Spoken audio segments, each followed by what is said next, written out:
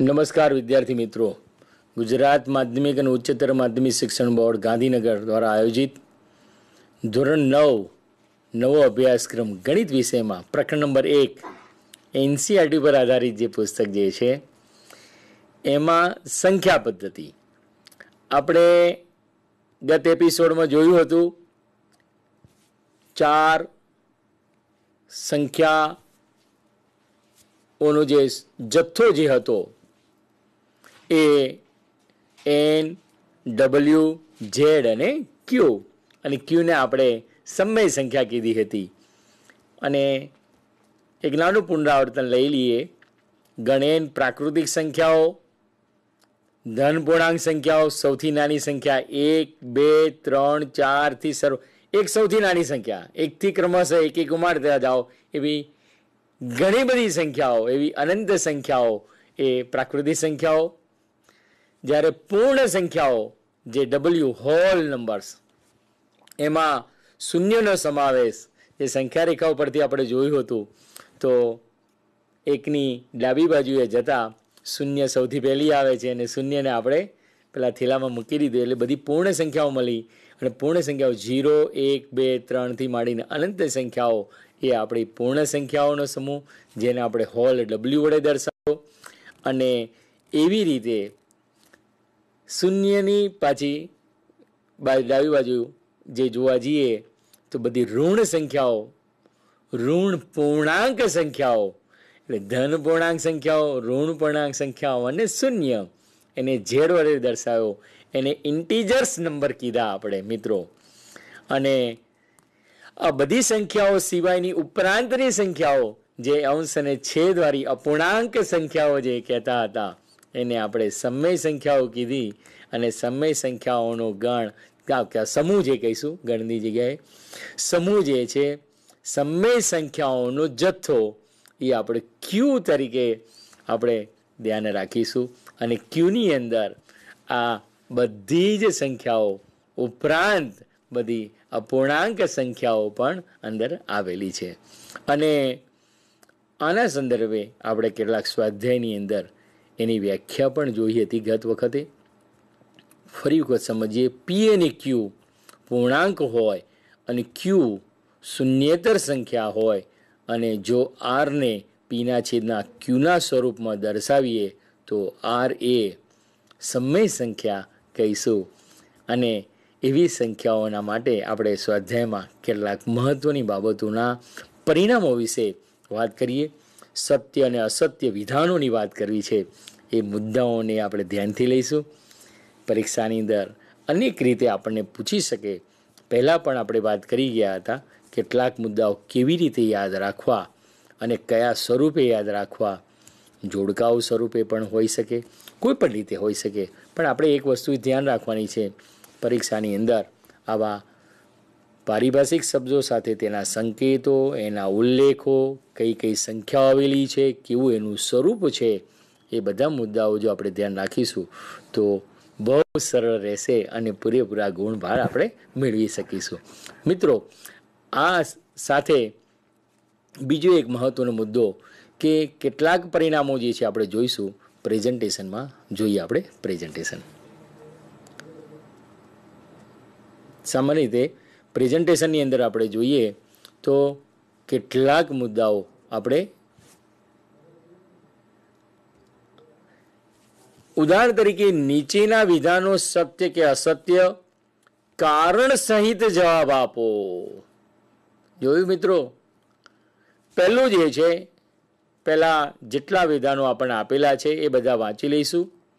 દરેક પૂર્ણ સંખ્યા એ પ્રાકૃતિક સંખ્યા છે.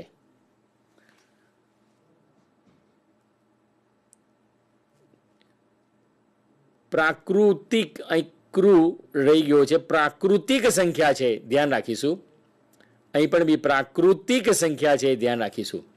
દરેક પૂર્ણાંક સંખ્યા એ સમય સંખ્યા છે. ત્રીજું છે, દરેક સમય સંખ્યા એ પ્રાકૃતિક સંખ્યા છે. દરેક પૂર્ણાંક સંખ્યા એ પૂર્ણ સંખ્યા છે. દરેક સમય સંખ્યા એ પૂર્ણ સંખ્યા છે. 3 + 3/4 સંખ્યા એ પૂર્ણ સંખ્યા છે. અને સાતમું છે આપણી પાસે વર્ગમૂળમાં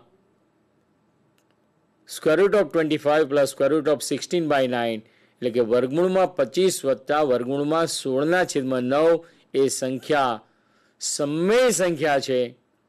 અને આઠમું છે ઘનમૂળમાં વર્ગમૂળમાં 64 એ સમમેય સંખ્યા નથી. આ વિધાનો સત્ય છે કે અસત્ય, કારણ સહિત આપણે સમજાવવાનું છે. મિત્રો જોયું, એવું નથી કે એનું કંઈક તો કારણ દર્શાવવું જ પડશે. સાચું ખોટું કહી દેવાનું તો ખરું જ, પણ સાથે એનું કારણ પણ આપણે વ્યક્ત કરવું પડશે. જોઈએ આપણે પહેલામાં, દરેક પૂર્ણ સંખ્યા એ પ્રાકૃતિક સંખ્યા છે. આ વિધાન મિત્રો કેવું છે? અસત્ય છે. કારણ કે પૂર્ણ સંખ્યાની અંદર શૂન્ય આવેલું છે. શૂન્ય એ પ્રાકૃતિક સંખ્યા નથી. સમજાવ્યું મિત્રો? શૂન્ય જે છે એ પ્રાકૃતિક સંખ્યા નથી.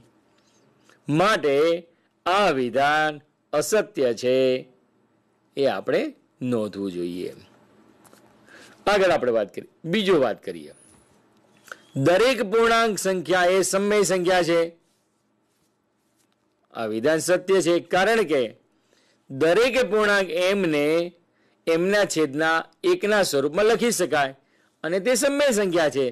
આપણે જોયું હતું ને આગળની સંખ્યાઓ, -129 બરાબર -129/1 પી ના છેદમાં ક્યુ સ્વરૂપમાં આપણે લખી શકાય. એટલે બધી જ પૂર્ણાંક સંખ્યાઓ જે છે એ કેવી છે? સમમેય સંખ્યા છે. એ વિધાન આપણું કેવું છે? સાચું છે, સત્ય છે.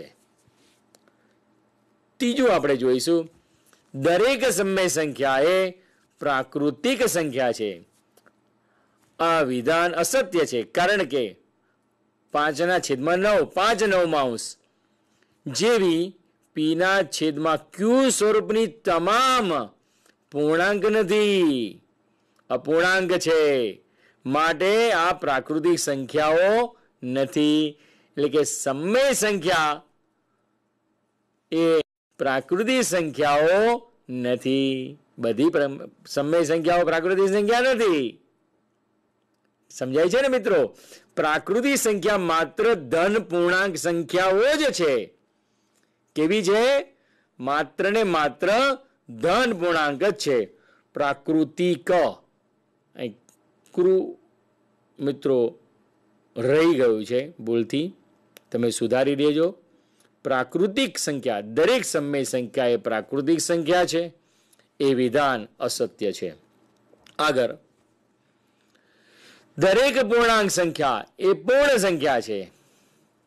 દરેક પૂર્ણાંક સંખ્યા પૂર્ણ સંખ્યા છે. આ વિધાન અસત્ય છે, કારણ કે -56 -56 જેવી ઋણ સંખ્યાઓ, -m દરેક પૂર્ણાંક સંખ્યાઓ પૂર્ણ સંખ્યાઓ નથી, કારણ કે તેમાં શૂન્ય અને બધી ધન પૂર્ણાંકનો જ સમાવેશ થાય છે. પૂર્ણ સંખ્યાઓનો જે સમૂહ જે છે એમાં ઋણ પૂર્ણાંક સંખ્યાઓનો સમાવેશ થતો નથી. જોયું મિત્રો? માટે આ વિધાન કેવું છે? અસત્ય છે.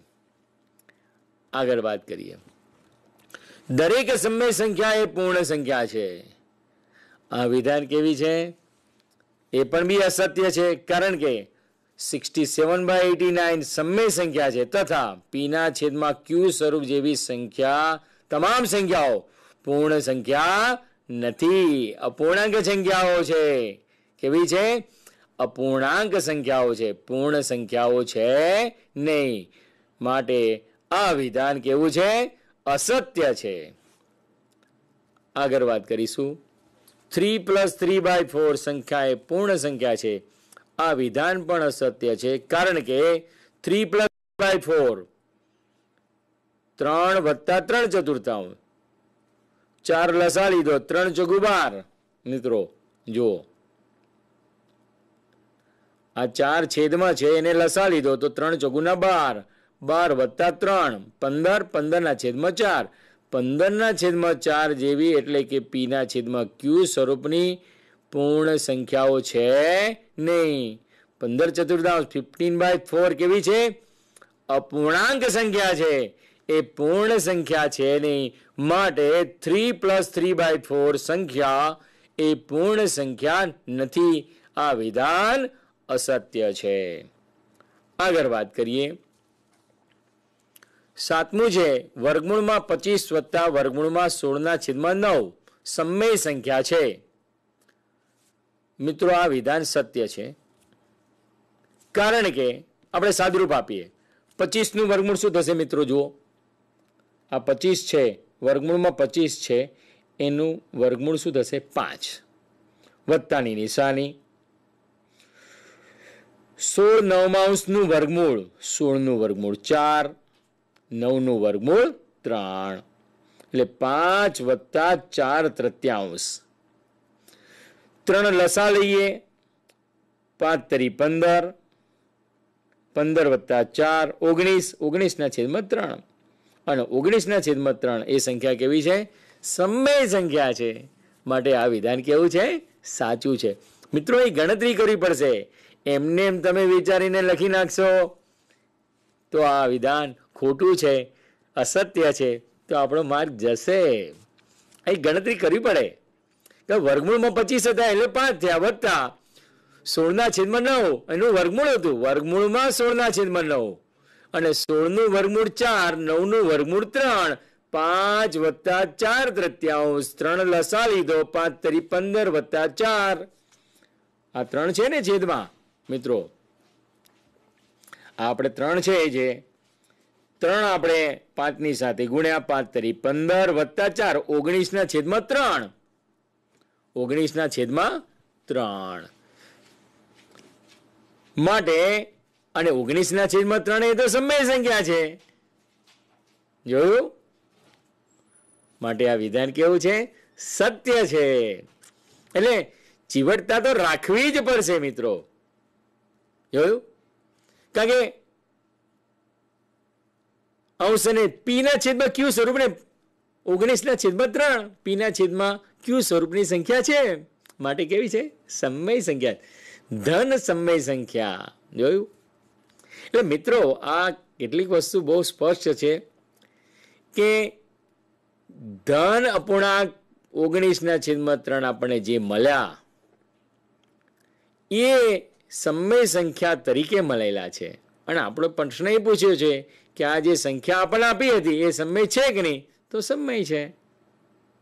એનાથી આગળ જોઈએ મિત્રો. 8મું છે ઘનમૂળમાં. જો મિત્રો ધ્યાન રાખજો,